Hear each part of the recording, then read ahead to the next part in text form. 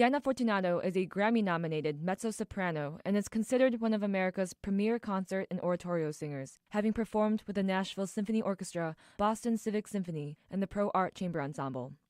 Miss Fortunato has been a repeat soloist with some of North America's finest choral organizations and Bach festivals, and has also appeared as a soloist in concerts with major symphony orchestras such as the New York Philharmonic, the Boston Symphony, the Philadelphia Orchestra, and the New Japan Philharmonic. Miss Fortunato has done extensive research on the works of today's orgy feature, and her recordings of Beach's Dark Garden, Songs and Interludes, was chosen as one of the best recordings of the year by the New York Times, Boston Globe, and Stereo Review.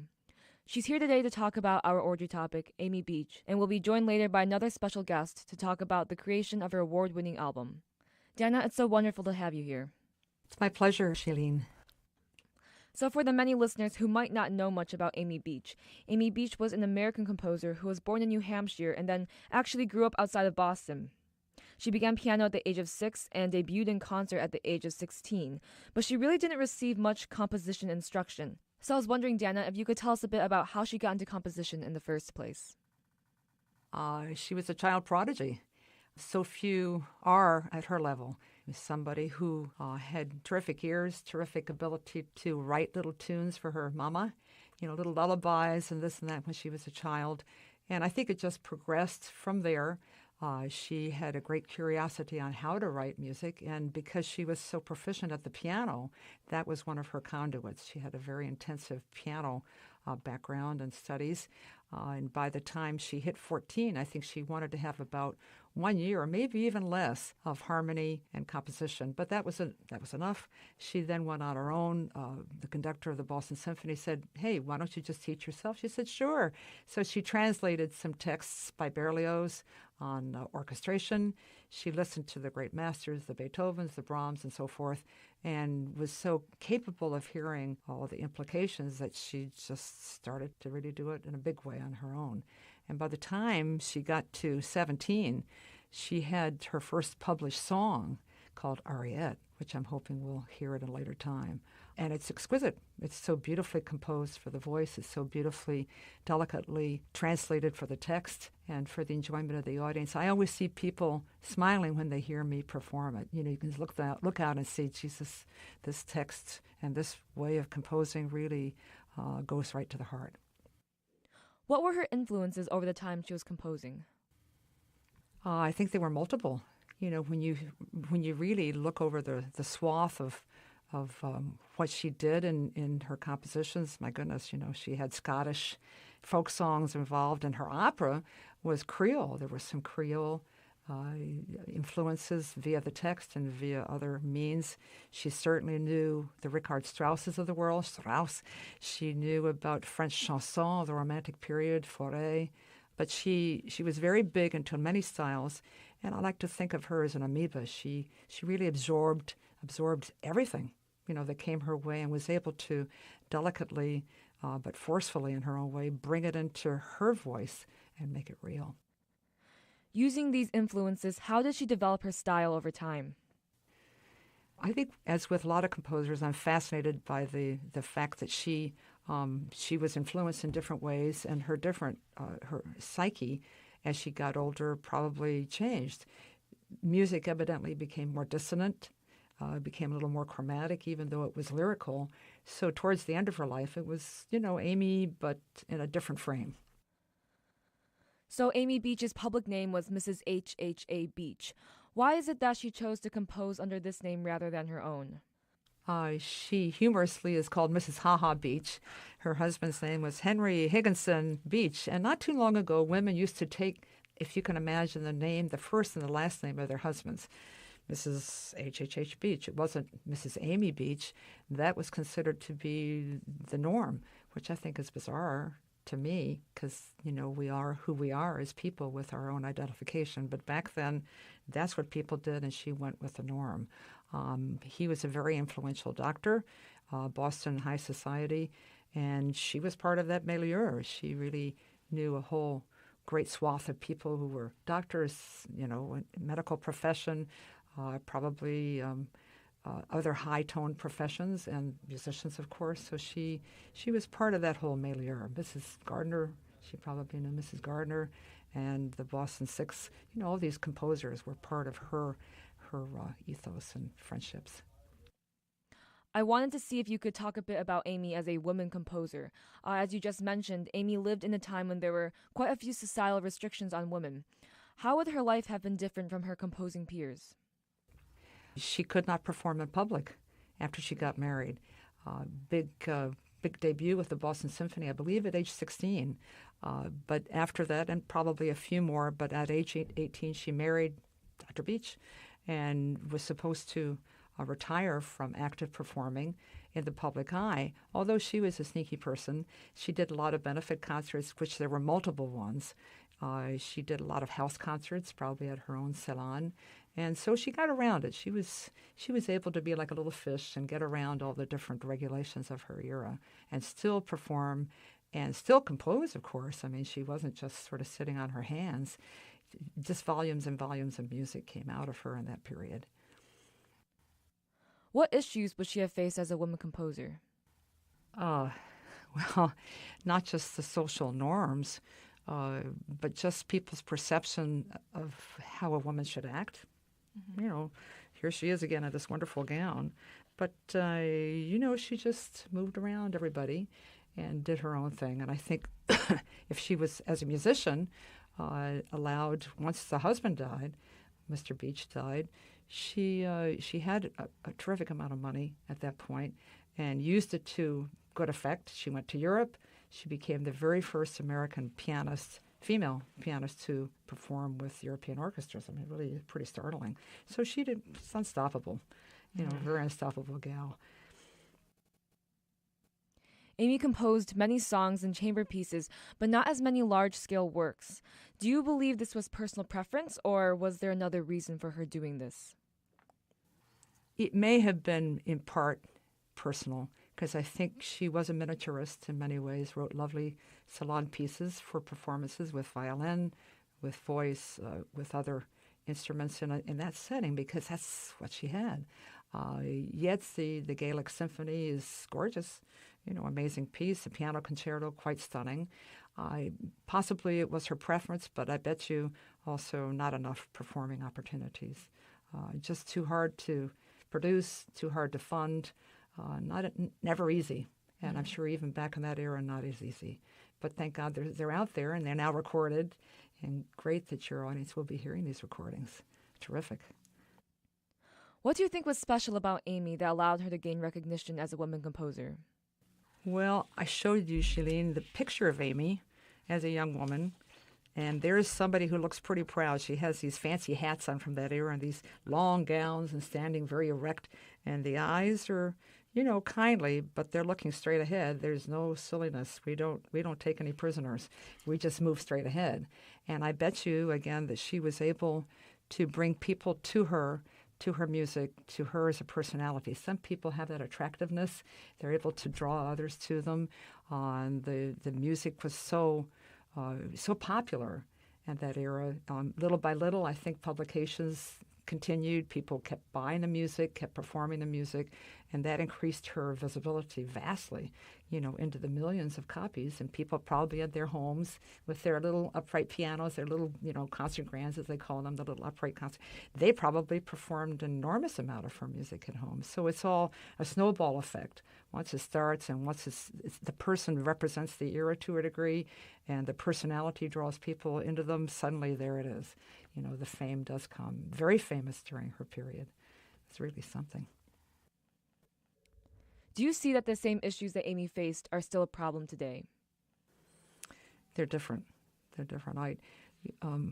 There is still a prejudice against women composers to a degree. It's harder for them to gain notoriety, but it's by increments. Nothing is ever really, completely resolved, like many issues in this society, but it is better. They're able, female composers that I know of who have gotten pretty big careers, they have notoriety that she would not maybe in the same way have had. But in her day, she was able to do it. So nothing is ever black and white. Especially for women, When you think about her in consideration of Fanny Mendelssohn and what she put up with back in her era, she was not able to publish under her own name. Amy was, excuse me, but Fanny had to be published under the name of her brother, Felix Mendelssohn. And I used to be so disturbed by that. Oh, no, it's how could he have called her music his music? And then I began to tone it down, and I realized it never would have been published, period, if he had not done that. And then the music itself, again, through time, received a great deal of attention. And then little by little, she was able to call it her own and, say that, yes, this is my music. Mrs. Beach at least had the capacity, excuse me, to call it her own. Finally, last question about Amy. What do you feel motivated her to compose? I believe she wanted people to feel something from the heart. She wanted them to gain something, to be able to go home and deal with the humdrum of life, and come away with something to make them feel like they had a little better life just for a while. And if you don't mind, I'd love to just read a quote from Amy that she wrote towards the end of her life. Here she said, "We who sing have walked in glory. What more can we say about singing than that? Singing not only with our throats, but with our spirits. If we have no special voices, we can try to make the fingers sing on keyboard or strings. The main thing is to let our hearts sing, even through sorrow and anxiety. The world cries out for harmony, and it still does." That's the end quote. Yeah. That's wonderful. Isn't there something? Yeah. We're back with Dana Fortunato again, this time to speak more about the creation of her award-winning album. And we're accompanied by a special guest. But first, Dana, I want to know a bit about how you became interested in Amy in the first place. It was somebody who attracted me to Amy Beach. It was Virginia Eskin, the illustrious pianist from Boston, who called me up one day and said, I've got this treasure trove of wonderful songs by Amy Beach. And I said, oh, okay, I sort of know the name. But she said, come on over, and we'll look through this huge pile of music that I found at the University of New Hampshire archive. They have all of Amy's music up there and perhaps other effects. And so went over to her wonderful South End home in this gorgeous salon and her beautiful piano, and she threw a lot of songs at me, and we read them down and had a wonderful time. And she said, do you like it? First of all, I said, are you kidding me? This is fabulous music, so easy for the voice. And she said, I've got a kernel of an idea in mind, and I'd love to do something with it. So that's started off my interest in Amy, absolutely. And you recorded an album of some of her work titled Beach's Dark Garden, Songs and Interludes, which won Best Record of the Year from the New York Times, with the help of Howard Hart, who we are so happy to have here today as well. Howard Hart worked in the field of classical recording sales and promotion and founded the Opera Club of Wakefield in 2016. He was a major part of the creation and publicity of the album. And Howard, we are so glad to have you here today. Thank you. Thank you for having me here today. Could one of you talk about how the idea for the album first came about? It was, again, Virginia Eskin who proposed it. She was the power behind the idea. And she contacted Joseph Silverstein, who was the first chair, Boston Symphony violin. And he was very enthusiastic because there was beautiful violin music that she wanted to get done. And then a wonderful large song called Rendezvous for all three of us. So Virginia booked everything. She got in touch with Northeastern Records. She was really the powerhouse behind this. Then Howard, how did you become involved in the album? I would say that I would have to add a little something to explain that. The recording was made in 1981 by Northeastern Records, but Dana and I have known each other for many, many years. I remember going many years ago, not that many years ago, but some years ago, and I heard a mezzo-soprano at at New England Conservatory of Music singing the composer's aria for the Metropolitan Opera auditions, and I heard this voice, and I thought, this is some voice. This is a voice that's very special, and it was Dana. It was incredible. And then we became friends. We had mutual friends. I moved to New York, and then I was a freelance salesperson for classical labels and also did publicity for recordings and some artists as well. And Northeastern Records called me up and asked me if I would be interested in working with them in finding publicity for their label. And I would like to add that there were a number of people at Northeastern that were delightful to work with, but the powerhouse for me, my experience from outside of it, because I worked representing the label but independently, so I didn't work for Northeastern, was Virginia Eskin, who was just so involved in everything and was amazing. And one of the most amazing people I've met in my life. Really loved music and very, very strong woman and very focused, really focused. How did the two of you collaborate? Well, again, Northeastern contacted Howard. I knew Howard. And so it's one thing led to another. The recording got made. I think Howard came on board during that period of time. And then, once it was made, once it was pressed, once it was out on the public, he was very seminal in getting it to important people, reviewers and so forth, who would be able to look it over, listen to it, and if they were enthusiastic on their own, perhaps write something about it. And they did. And that's how it got to the top of the heap for Amy Beach. However, I would add that the recording would never have gotten those awards from Tim Page, Alan Kozin, John Rockwell, if it wasn't a great recording. The recording speaks for itself. So even in my prejudice, because Dan is my friend and I think I love the recording myself personally, and maybe that's a part of the driving force for me feeling so strongly towards the recording. The recording spoke for itself, and it got those reviews because it is what it is, which is a wonderful recording by a major American woman composer. Absolutely. Which is, I think, very important. Major. It is, still Right. is. So what was the actual creation process like? Well, Virginia and I rehearsed endlessly. Joe Silverstein came on board when we were all three together, and I'm sure separately. And then Virginia booked the hall. We had a very nice hall, very good acoustically. Engineer came in. It's very different now. I think it probably is extremely different, but a lot of equipment was set up in another room. It was this, it was that. Some takes had to be redone, but mostly because Virginia was so strong at the piano and Silverstein was so smooth on the violin, we just more or less did it with very few extra takes. Then it went to the editing process, and that took a while. It always does. It always does. I mean, if you're looking for something high-end, you want to make sure you're crossing all your little dots and T's and so forth. And then it went into production. Mm-hmm. Howard came on board after that, and the notes that were on the recording, they were beautiful notes written by Northeastern. Just gorgeous. They had some publicity material that I brought in here to show you too. Very high end. What they did. It wasn't chintzy in any way in their publicity. Here's a cute picture of Amy as an older lady at the MacDowell colony, sitting there, again very erect and elegant, with a cute little top knot at her head. Looks like she's reading her score. So they did an excellent job of keeping everything at a very wonderful level of beauty and excellence.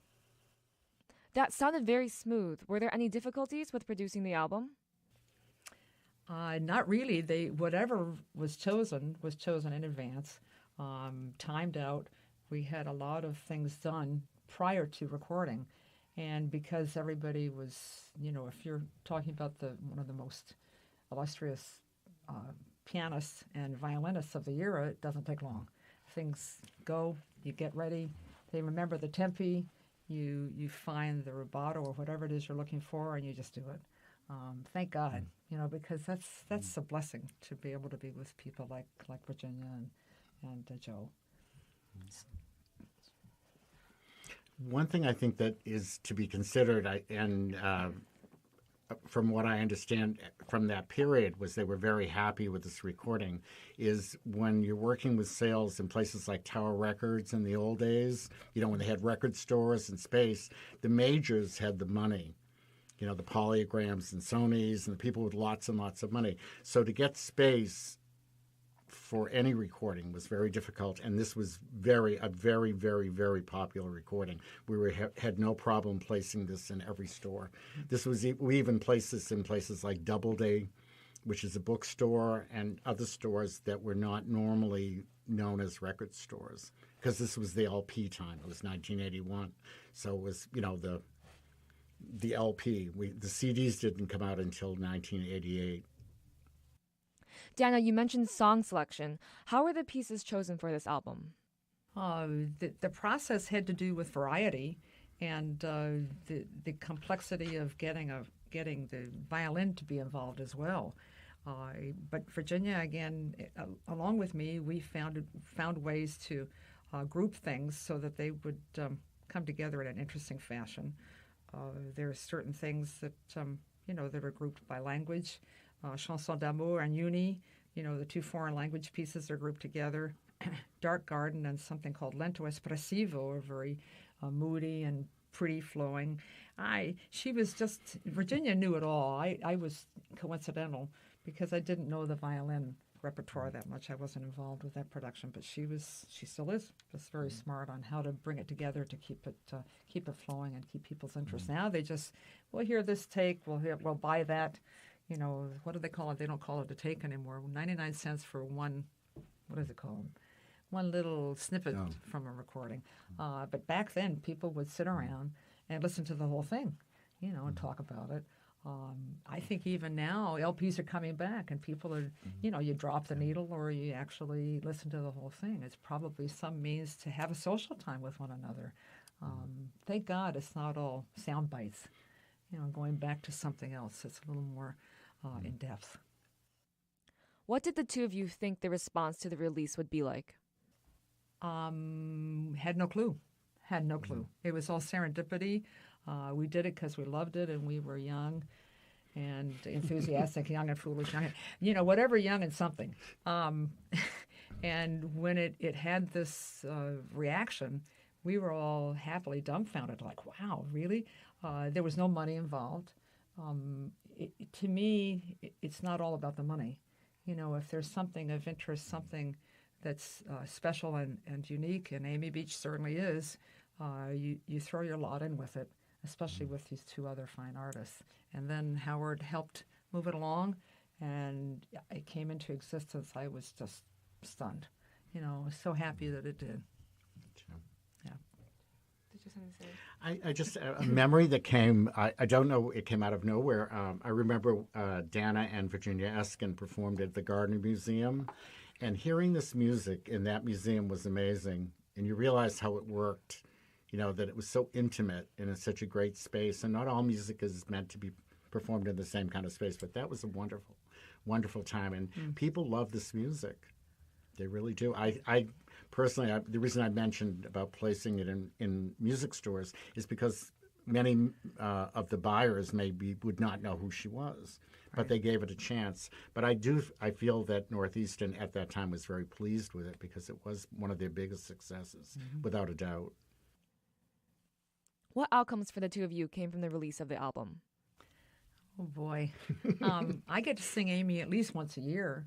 I still do a fair amount of touring, and almost always there's a little group of Amy Beach songs, when I get to, sing that. Or if there's a women's music masterclass I'm teaching, I know I'm going down south to South Carolina next week, and we'll be doing, partly in honor of Amy and her sesquicentennial right now, right here on 2017. I will be talking about Amy a fair amount. And bringing her forward to a new generation. This is through college campuses. And so I'm delighted to keep Amy in my life. Absolutely. On a subjective note, I would say that it was singularly, and I know this sounds very, I will speak only for myself when I say this. It was one of the happiest times of my life. I've never enjoyed doing something like I enjoyed doing the publicity around this recording, the experience. It was a wonderful, wonderful, magical time. I later on went back to school in my 50s and studied psychology, so everything changes, right? You're never too old to be what you might have been, or it's never too late to be what you might have been. But it came around again because now Dana and I have, at that time I lived in New York, now I'm in Boston again, and we're working on this again. So things really good things don't ever go away. And I think this recording, excuse me, I'm going to change my semantics here. I know that this recording is worth listening to and for people to have the experience. And what you're doing for women composers, which is really important. Very important. Very important. Yeah. As she did it. And last question, would you do it again? Yeah. Oh, in a heartbeat. Absolutely. Me too. You know, if I were, you know, in another place where somebody presented me with maybe not the same repertoire, because she has so much else. You know, yes, let's do this and let's try that. Sure. Let's do it. I think when you're interviewing us, the smile you have on your face is worth doing this again because Absolutely. You obviously love what you're doing, and isn't that what music is really all about? Yeah, at the end, it's really about, it's the thing that brings us together. I won't go off on that, but I believe it's a great healer in the world and can do many, many things for people that perhaps other things can't do. Music is magical, you know, in all the best ways. So thank you. All right. On that note, thank you so much for coming. Thank you. Oh, thank you. Thank you. It's a pleasure.